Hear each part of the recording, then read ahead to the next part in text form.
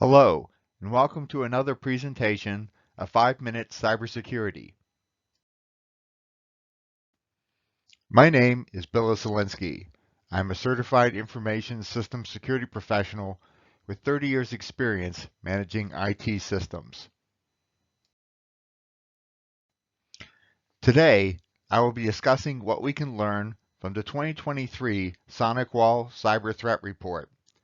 Sonicwall is a popular supplier of firewalls, and since they are directly connected to the internet, can provide a firewall's eye view of cyber threats. A cyber threat report provides us with statistical information on cyber threats to help us better understand the threat landscape and, as a result, better protect ourselves. I will begin by discussing global attack trends. Attack trends in general indicate where the hackers are more or less successful, success being measured in ease of access and financial payback. IoT malware increased 87% in 2022. Internet of Things devices such as firewalls, cameras, and network-attached storage devices are directly connected to the internet and use software that is either not regularly updated by the manufacturer or is too difficult for the non-professional to update. The combination of internet connectivity and unpatched software creates opportunities for hackers. Cryptojacking attacks have increased 43% in 2022. Law enforcement has made progress in ransomware busts, which has resulted in hackers shifting their attacks to cryptojacking. In a cryptojacking attack, a program is installed on the compromised device which mines cryptocurrency for the attacker. Since the attacker is only stealing processor power and not money, law enforcement is not pursuing them. Intrusion attempts have increased by 19% in 2022. Anything directly connected to the internet is being probed for weakness. Malware attacks have increased by 2% in 2022. And malware attacks are, as always, a constant threat. Ransomware attacks are down 21% in 2022. This is caused by a combination of the increased attention of law enforcement and political hacktivists attacking Russian ransomware groups.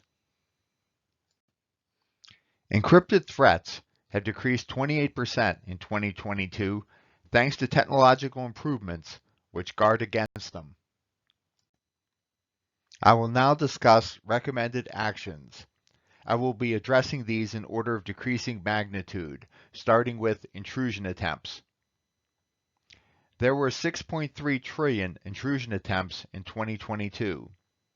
The first step is to minimize the number of internet-connected devices. Regularly patch internet-connected devices. Monitor the traffic between your network and the internet. And use multi-factor authentication for all internet-accessible logins. Examples of internet-accessible logins are remote firewall administration, VPN connections, and all SaaS or software as a service applications such as Office 365, QuickBooks Online, GoToMyPC, and LogMeIn.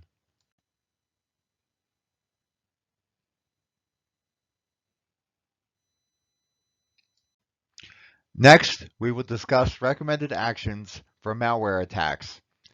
There were 5.5 billion malware attacks in 2022.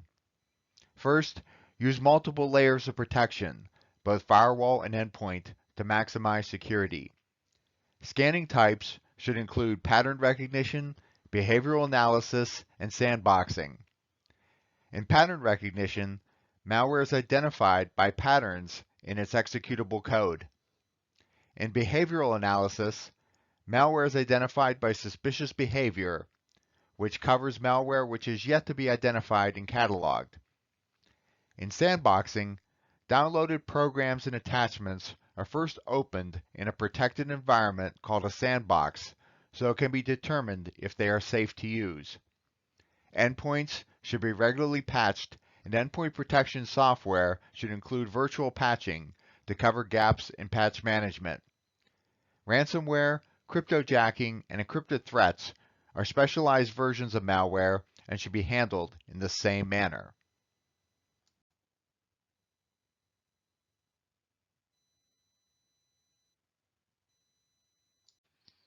Lastly, I will be discussing the recommended actions for IoT malware.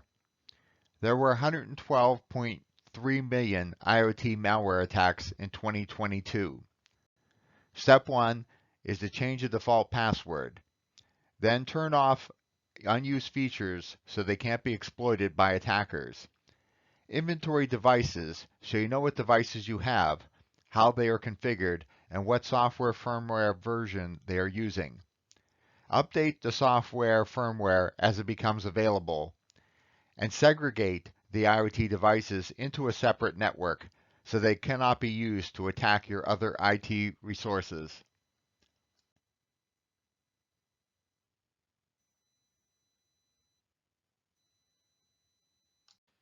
Thank you for your time.